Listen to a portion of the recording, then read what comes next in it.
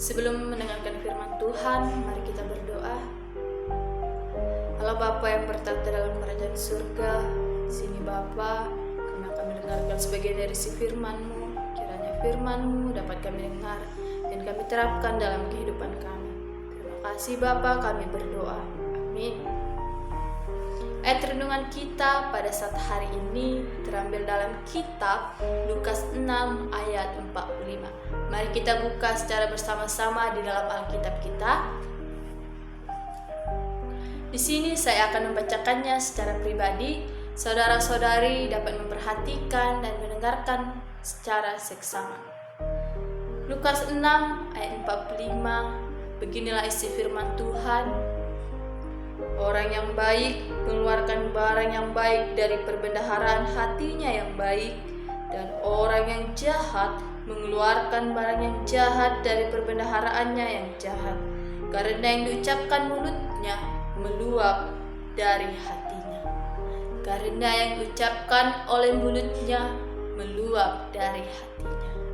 Yang menjadi tema kita pada saat hari ini yaitu hati yang baik, ucapan yang berkah.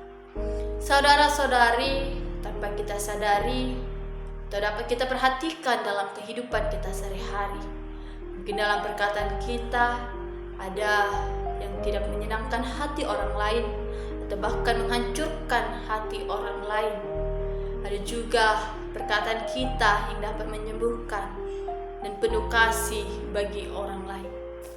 Di era digital ini, kita sering lupa bahwa kata-kata kita dapat memiliki dampak yang besar bagi orang di sekeliling kita. Kita dapat menyakiti orang dengan kata-kata yang tidak bijak, atau kita dapat menyembuhkan mereka dengan kata-kata kita yang penuh dengan bijaksana. Menurut Kamus Besar Bahasa Indonesia atau KBBI, hati memiliki arti bagian yang dalam diri manusia, yang merupakan sumber perasaan, pikiran, dan bahkan kehendak. Jadi, hati yang baik adalah hati yang memiliki perasaan dan memiliki pikiran dan kehendak yang baik. Saudara-saudari, hati kita adalah sumber dari segala sesuatu yang kita katakan dan kita lakukan. Jika hati kita baik, maka kata-kata kita akan menjadi baik. Begitu juga dengan sebaliknya, jika kita adalah jahat, maka kata-kata kita akan keluar yang jahat juga. Di dalam kitab Amsal 4 ayat 23, mari kita buka secara bersama. Di dalam Amsal 4 ayat 23, di sini saya akan membacakannya. Beginilah isi firman Tuhan. Jagalah hatimu dengan segala kewaspadaan, karena dari situlah terpancar kehidupan. Jagalah hatimu dengan segala kewaspadaan, karena dari situlah terpancar kehidupan. Di dalam kehidupan kita, atau dari hati kita, bagaimanapun pribadi kita lepas pribadi, jika kita memang orang baik, kita dapat melakukan dengan perkataan yang baik. Sebelum kita mengucapkan perkataan kita atau ingin berbicara kepada orang lain, terlebih dahulu kita memikirkannya di dalam pikiran kita dan hati kita, agar apapun yang kita ucapkan nantinya tidak menyakiti orang di sekeliling kita, maupun teman kita, saudara, bahkan orang yang kita tidak kenal sekalipun. Karena adalah orang yang bijak akan mengeluarkan perkataan yang bijak. Begitu juga dengan sebaliknya, jika kita adalah orang yang tidak bijak, maka perkataan kita itu tidak dapat bijak. Di dalam Amsal 4 ayat 23 tadi dapat kita perhatikan.